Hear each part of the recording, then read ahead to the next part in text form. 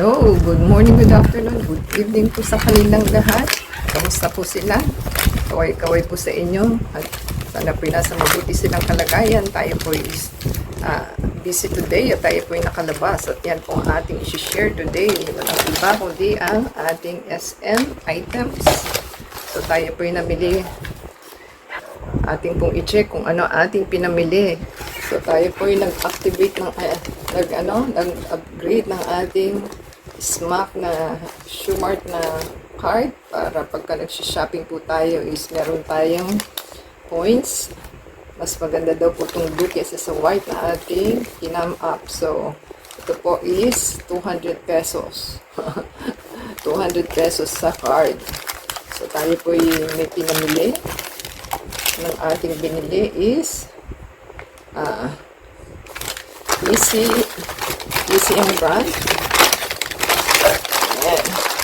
Yan po yung ating pang activate ng card ng SM. So, ganyan po siya. Yan po yung kanyang card. Yan. Yung kanyang card. At tayo po yung may pinamili. Tingnan po natin ang ating binili. Ito po is ano yan? Ang brand naman po nito is black. So si black pencil po ito. Ang brush color niya is taupe. So ganyan po yung kanyang color. So, nakikita niyo po ba? So, ang brand po nito is black. So, tayo naiinis na sa ating nabili na pinag-anuhan. So, pinagpalitan nito. Ito po yung brush. Ayan. Paano ba? Ganyan. Ganyan daw po. So, mahirap po nagbablog at ikaw yung nagpipicture. Diba? So, ito po yung brush. Ito po yung ating sinasabi. Yan po yung kanyang tawag nun. Ganyan po ang kanyang kulay. Ganyan yung kanyang item. Hirap talaga. Nakikita niyo po ba? Kasi makapal po ito.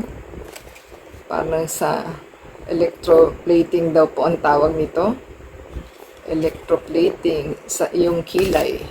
Kasi yan, ipipress lang po ninyang gano'n, i-roll nyo lang para lumabas siya.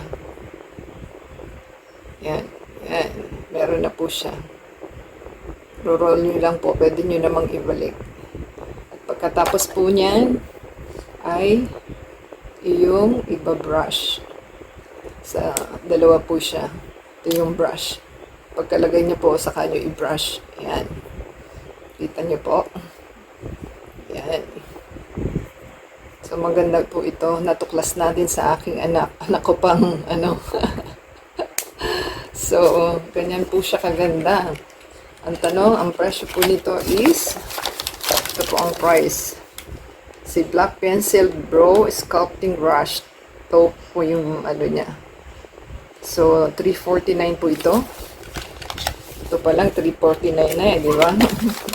Mahirap mag-invest sa beauty. Beauty in At ito rin po is 349. Ito po is lipstick. Liquid matte. Ang tawag ba niya? Yun ang sabi ng anak ko liquid matte. Ito po is ang brand po nito is si Easy. Easy daw po yung kanyang brand. So, Easy Mouse Lip Tint. It's lip. Yan po yung kanyang item. So, maganda naman po siya. Kasi para kang walang walang lipstick. Kasi yun po ang maganda. Hindi natin makuha. Ano ba to? So, ayan. Yan po yung kanyang style ng kanyang lipstick. At yan po yung kanyang color. So, masyadong maliit. Hindi natin mabasa. So, hindi po natin mabasa sa sobrang liit. Ganyan po siya. I-twist nyo lang po kasi ano po ito, liquid matte. Yan. Ganyan po ang itsura niya.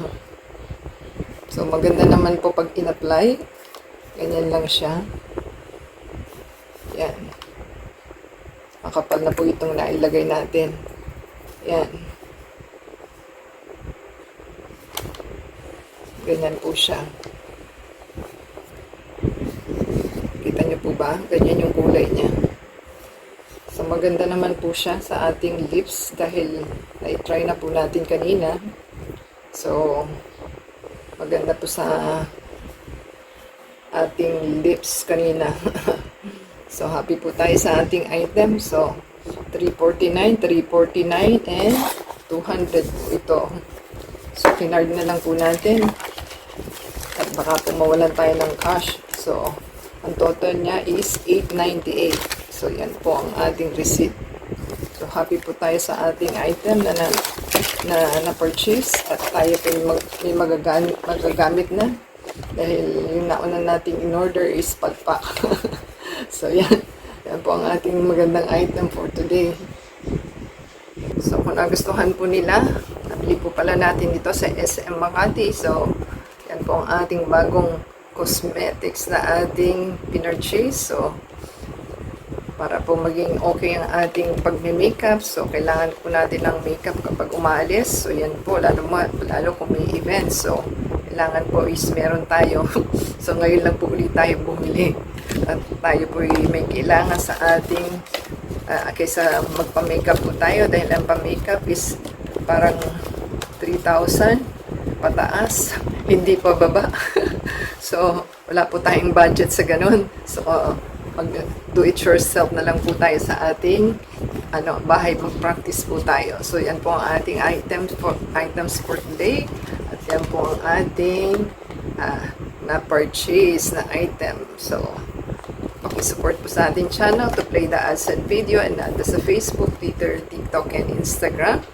So, thank you po sa inyong pagpapanood. So, until next time po, God bless everyone.